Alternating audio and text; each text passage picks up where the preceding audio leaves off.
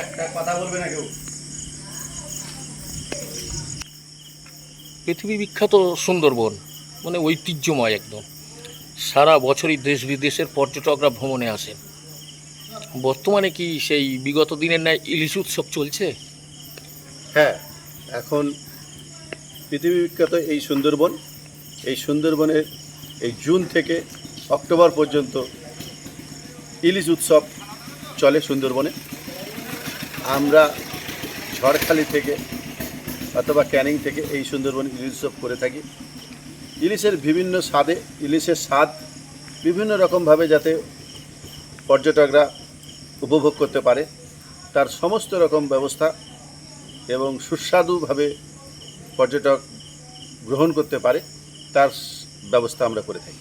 বাঙালির প্রিয় ইলিশ, বাঙালি কি প্রকৃত সেই ইলিশের স্বাদ পাবে? হ্যাঁ, অবশ্যই পাবে।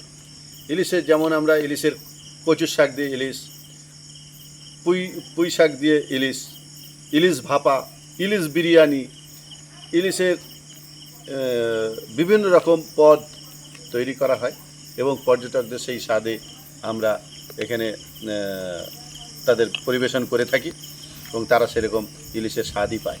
ইলিশের স্বাদ গ্রহণের জন্য তাদেরকে যদি সুন্দরবনে আসতে হয়, সুন্দরবনে তারা কি দেখবে? সুন্দরবনে যদি আসে, আমরা যেমন রয়্যাল বেঙ্গল টাইগার আছে, হরিণ আছে, মাগুর মাছ মানে কুমির আছে, বিভিন্ন ধরনের পাখি আছে, জীবজন্তু আছে, বুনো শুয়োর আছে, বন্য শুয়োর, তারপরে বন মুরগি, মানে এগুলো দেখে উপভোগ করা যাবে। এইগুলো দেখে উপভোগ করা যাবে।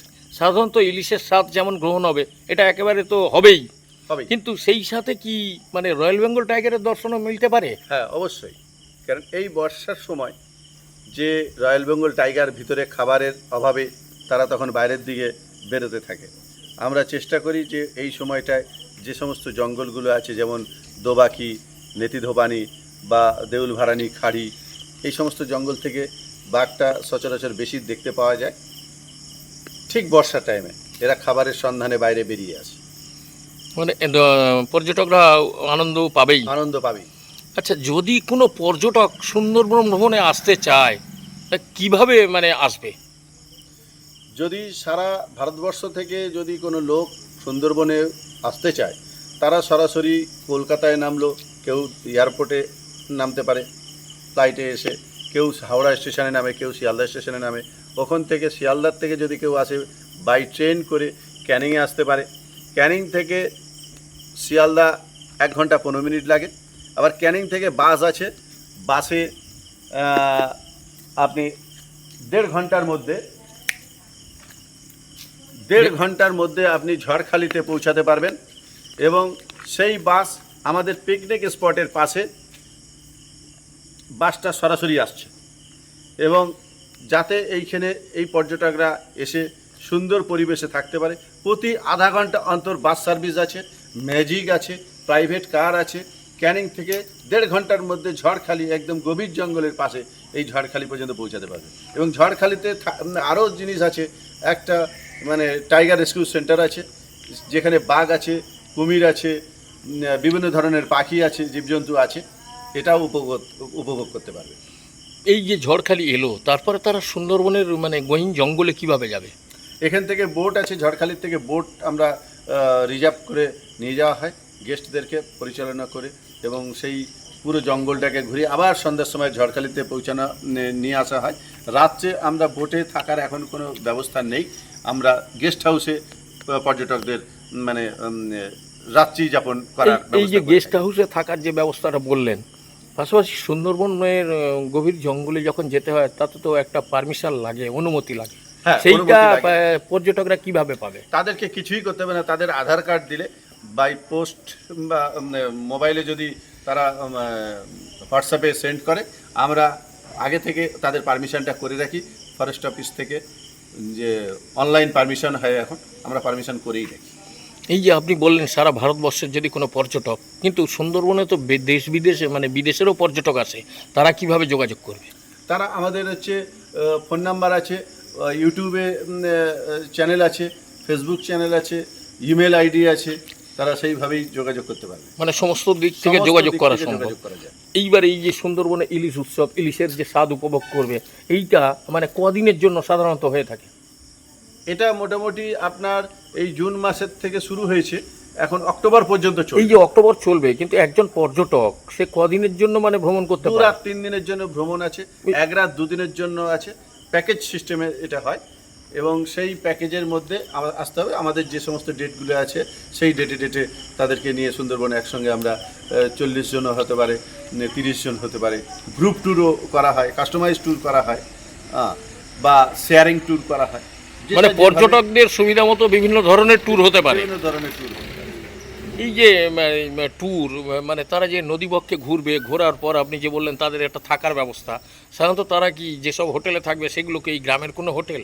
না, গ্রামের হোটেল বলতে এইখানেই সমস্ত গেস্ট হাউস বা হোমস্টে আছে, সুন্দর পরিবেশে এগুলো আছে। এবং একদিন হচ্ছে এই অনুষ্ঠানের মানে ইসের মধ্যে একদিন একটা প্রোগ্রাম দেওয়া হয় বাউল গান, সুন্দরবনের বাউল গান, এই ঝড়খালির খুব বিখ্যাত বাউল গান। এখানে যে সমস্ত বাউল শিল্পীরা আছে, সুন্দরবনের তারা- সংস্কৃতি। বাউল শিল্পীরা বাউল গান করে। এই যে বাউল গান শোনার জন্য কি পর্যটকদের ঘাটে থেকে অতিরিক্ত টাকা খরচ করতে কোনো হবে? 1 পয়সা খরচা হবে না, মানে- প্যাকেজের যে সিস্টেম আছে সেই সিস্টেমের বাইরে 1 পয়সা কাউকে খরচা করতে হবে না। সাধারণত যদি তারা কোনো হোটেলে থাকে, সেইভাবে সেদিক থেকে মানে কিভাবে যোগাযোগ করবে আপনার সাথে? যদি কোনো হোটেলে থাকে তাহলে আমার কন্ট্যাক্ট নাম্বার আছে, আমার মেল আইডি আছে, আমার বা গুগলে গিয়ে সার্চ করুক মা লক্ষ্মী হোমস্টে, গুগলে সার্চ করতে পারে, বা মেক মাই ট্রিপে সার্চ করুক মা লক্ষ্মী হোমস্টে। আর আপনি জাস্ট ডায়ালেও সার্চ করতে পারেন মা লক্ষ্মী হোমস্টে, সব জায়গায় আমার ফোন নাম্বার দেওয়া আছে। ও অনেক সময় তো পর্যটকদের একটা রুমের একটা ব্যাপার থাকে যে চয়েসফুল হতে হবে বা রুমটা কেমন, সেদিক থেকে মানে আমরা কি দেখতে পারবো সেই রুমটা অবশ্যই কেমন? অবশ্যই দেখতে পারবেন।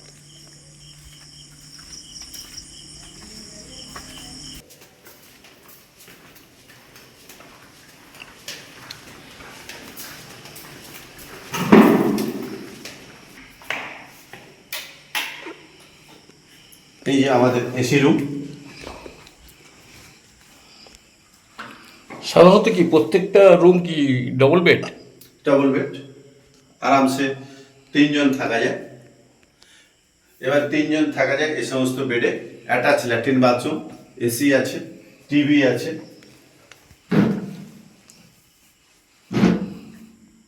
অ্যাটাচ ল্যাট্রিন বাথরুম, গিজার আছে। যদি বর্ষার সময় কেউ আসে এবং তাহলে যাদের যদি কারোর গরম জল লাগে তারও ব্যবস্থা আছে, শাওয়ার আছে। আর সব হচ্ছে ওয়েস্টার্ন প্যাটার্নের হচ্ছে কুমোড আছে সব। এখানে পরিষ্কার পরিচ্ছন্ন রাখতে হবে, হাত ধুয়ে অফিসে প্রবেশ করতে হবে, রান্নাঘরে প্রবেশ নিষেধ আছে, গেস্ট হাউসে শালীনতা বজায় রাখতে হবে, অন্যান্য গেস্টদের অসুবিধা করা যাবে না, ময়লা আবর্জনা ডাস্টবিনে ফেলতে হবে, রুম ছাড়ার সময় রুমের লাইট ফ্যান বন্ধ করে তারপর বাইরে যেতে হবে লক করে। গেস্ট হাউস পরিষ্কার পরিচ্ছন্নতা বজায় রাখতে হবে, পরিচয়পত্র সঙ্গে আনতে হবে, যে আধার কার্ড হোক, মানে ভোটার কার্ড হোক বা ড্রাইভিং লাইসেন্স হোক, যে কোনো পরিচয়পত্র প্রত্যেকটা গেস্টের সঙ্গে আনতে হবে। এবং চেক আউট টাইম পরের দিন সকাল 9টায়, যারা যদি এমনি রুম নিয়ে থাকতে চায়। আর যদি কেউ প্যাকেজ ট্যুরের জন্য আসে তাহলে তারা 2 রাত 3 দিন 2 দিন গেস্ট হাউস থাকে তাদের। এবং মেন গেট রাত 10টায় বন্ধ করে দেওয়া হয়। পর্যটকরা আপনাদের যদি যোগাযোগ করে তাহলে সেই ক্ষেত্রে আপনাদের ফোন নম্বর বা ইমেল আইডি প্রয়োজন। হ্যাঁ, আপনাদের ইমেল আইডি বা ফোন নম্বর যদি বলেন। আমার ফোন নম্বর যে বুকিং করার জন্য 9564546823, আরেকটা নাম্বার 9064483605। Mail ID mohandas@gmail.com। আরেকটা হচ্ছে মহালক্ষ্মী হোমস্টে @gmail.com। দর্শকদের জন্য আরও একটা বার যদি ফোন নাম্বার বলেন। আমার 9564546823, আরেকটা নাম্বার 9064483605। যে কোনো সময় ফোন করতে পারেন, আমরা 24 ঘন্টায় সার্ভিস দিয়ে থাকি। নাম কি আপনার? আমার নাম মোহন কুমার দাস, মোহন কুমার দাস, ঝড়খালি। ঝড়খালি।